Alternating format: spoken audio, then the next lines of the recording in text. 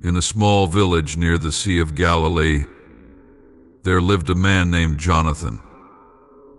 Known for his diligent work as a fisherman, Jonathan was strong and resilient, but his life had taken a toll on him. He had faced numerous hardships: a devastating storm that claimed his father's life, a failing fishing business, and a debilitating illness that struck his wife, Sarah. Overwhelmed by these burdens, Jonathan felt his strength waning, both physically and spiritually. One night, as he sat by the shore, gazing at the moonlit water, Jonathan prayed, "Lord, I am weary and burdened. I have no strength left. Please help me find the strength to carry on." The next morning, word spread through the village that Jesus of Nazareth was visiting. People spoke of his miracles, his teachings, and the hope he brought to many. Jonathan, desperate for a change, decided to seek him out. As Jonathan arrived at the place where Jesus was teaching, he saw a large crowd gathered. With great effort, he made his way to the front. Jesus, seeing Jonathan's weariness, called him forward. "Come to me, all you who are weary and burdened, and I will give you rest," Jesus said, looking directly at Jonathan. Jonathan, tears in his eyes, fell to his knees. "Lord, I am weary and have no strength left. My burdens are too heavy for me to bear."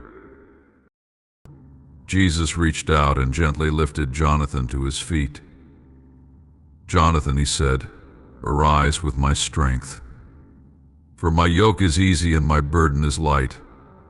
I will give you rest for your soul and strength for your journey." In that moment, Jonathan felt a warmth and peace he had never known. It was as if a great weight had been lifted from his shoulders.